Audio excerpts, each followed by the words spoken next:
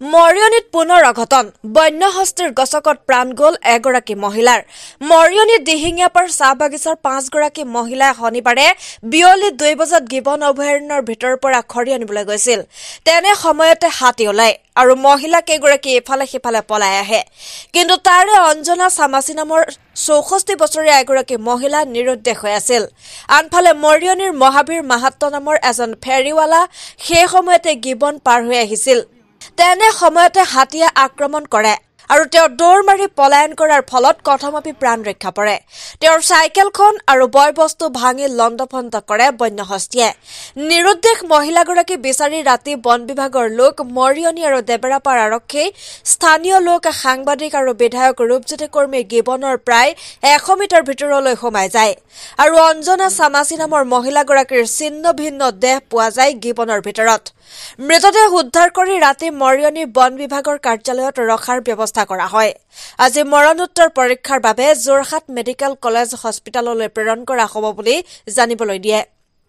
Bureau report any express gibbon অভয়াৰণ্যৰ কাষতে লাগি থকা ডিঙাপাৰা চাহ বাগানৰ প্ৰায় 64 মান বয়সৰ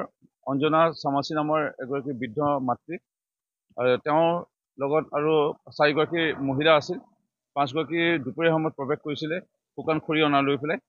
আৰু সন্ধিয়া সময়ত যেতিয়া উভতি আহিছিল 4 গৰাকীয়ে হাতী শব্দ শুনি উভতি অহা বুলি কয় স্থানীয় ৰাইজক খবৰ দিয়ে এগৰাকী কিন্তু বৃদ্ধৰ কাৰণে হয়তো উজত খাই পৰিল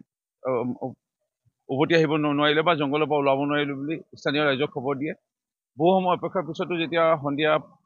আন্ধাৰ হৈ যোৱালৈকে ওলাই নাহি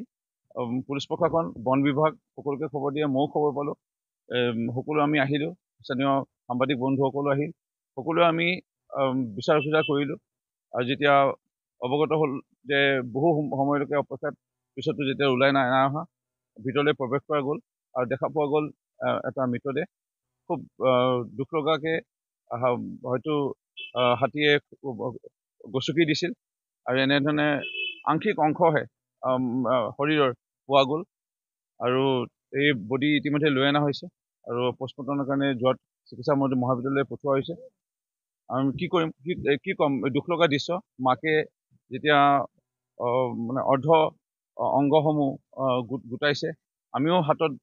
যিমান পাৰিছোঁ সকলোৱে সহায় কৰিছোঁ সান্তনা দিবলৈ আৰু এনেধৰণে মৃতদেহ লৈ আনিছোঁ এতিয়া পৰিয়ালবৰ্গক সমবেদনা জ্ঞাপন কৰিছোঁ আৰু যিখিনি নিয়ন্ত্ৰণ চৰকাৰৰ ফালৰ পৰা আমি প্ৰদান কৰিব লাগে এই দুৰ্ভগীয়া পৰিয়ালটোক প্ৰদান কৰাৰ ব্যৱস্থা গ্ৰহণ কৰিম তাত বিভিন্ন কাৰণ আছে আজি উপযুক্ত যদিও সময় নহয় এই মুহূৰ্তত এইটোৱে ক'ব বিচাৰিম সকলোৱে সজাগ হ'ব লাগিব সকলোৱে চিন্তা কৰিব লাগিব অকল কেৱল বৰ্তমানটো নহয় আমি ভৱিষ্যতৰ কথা চিন্তা কৰিব লাগিব আৰু বৰ্তমানটোৰ কথা চিন্তা কৰি পেলাই যদি আমি যিসমূহ হয়তো হাতী বসতি অঞ্চলসমূহ আছিল বা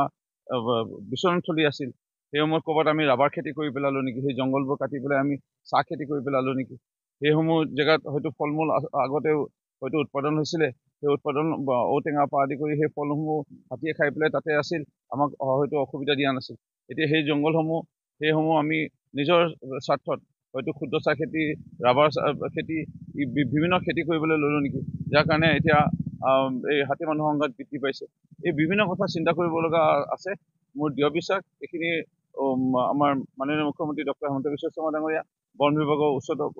কৰ্তৃপক্ষই এইখিনি নিশ্চয় চিন্তা কৰি আছে আৰু বিশেষকৈ বন বিভাগৰ বহু লোক আছে যিসকল জ্যেষ্ঠ লোক তেনেকৈ নিশ্চয় চিন্তা কৰাটো উচিত কাৰণ তুলনামূলকভাৱে এই গিবন অভয়াৰণ্যত 3টা হাতী আছিলে 1980 চনমানত এই 3টা হাতীৰ পৰা গৈ পেলাই আজিৰ তাৰিখত 70টা হাতী আজি প্ৰায় 45 বছৰমান এই মানে সময়তে যদি 3টা হাতীৰ পৰা 70টা হাতী পাইছেগৈ আৰু যদি প্ৰত্যেক এনে হাতীৰ সংখ্যা বৃদ্ধি হ'বলৈ হয় আমি এইবাৰেই দেখা পাইছোঁ প্ৰায় 8টামান নতুন পোৱালি দিছে এনেকৈ যদি 8টা 10টা প্ৰত্যেক বছৰে পোৱালি দিয়ে 100টা হাতী হ'বলৈ আৰু বেছি দিন নালাগিব যদি বেছি দিন নালাগে গিবনত 100টা হাতী হয় এই কেইটামান 70টা হাতীয়ে আমাক যিটো মানে তাণ্ডৱ সৃষ্টি কৰিছে 70টা হাতীয়ে কিমান আমাক হয়তো তাণ্ডৱ সৃষ্টি কৰিব সেইকাৰণে এই হাতীবোৰ ক'ৰবাত লৈ যাব পৰা যায় নেকি বা হাতী পোৱালিতে আমি যদি অকণমান বয়সতে পোৱালিবোৰক লৈ যাব পাৰোঁ নেকি য'ত হয়তো হাতীৰ সংখ্যা কম এনে কথাবোৰ চিন্তা কৰিব লগা আছে মোৰ দৃঢ় বিশ্বাস সময় থাকোঁতে আমাৰ বন বিভাগৰ লোকসকলে মাননীয় মুখ্যমন্ত্ৰী মহোদয়ক ভাল পদক্ষেপ মানে বাবে প্ৰস্তাৱ আগবঢ়াব মাননীয় বনমন্ত্ৰী মহোদয় এই বিষয়ত নিশ্চয় এটা উদ্যোগ ল'ব। মই এইখিনিতে আহ্বান জনাব বিচাৰিছোঁ স্থানীয় লোকসকলক যেন এই গিবন অভয়াৰণ্য যিহেতু অভয়াৰণ্য ইয়াৰ নিয়মতে আমি এটা কাগজৰ টুকুৰাও পেলাব নালাগে অভয়াৰণ্য যিটো নিয়মাৱলী মতে, কিন্তু ইয়াত আমাৰ বিভিন্ন কাৰণবশতঃ হয়তো কোনোবা লোক ইয়াত প্ৰৱেশ কৰে। সেই লোকসকলক আহ্বান জনাইছোঁ আপোনালোকে কিবা যদি অসুবিধাত পাইছে আমাক কওক, কিন্তু গিবনত যেন প্ৰৱেশ নকৰে। এইখিনি স্থানীয় যিসকল গাঁওৰক্ষী বাহিনী স্থানীয় আৰক্ষী প্ৰশাসন সজাগতা সভাসমূহ যেন আৰু আমি বৃদ্ধি কৰিব পাৰোঁ আৰু এই গিবনত আমি প্ৰৱেশ কৰিবলৈ যেন ৰাইজক মানা কৰোঁ আৰু তেওঁলোকৰ যাতে কাৰোবাৰ অসুবিধা হৈ আছে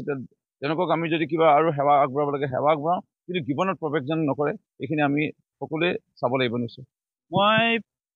প্ৰথমবাৰ ইয়াত মৰিয়নি ফালে যাওঁতে 12:30 মানত ইহঁতক পাইছোঁ ইয়াতে জংঘলৰ পৰা এবাৰ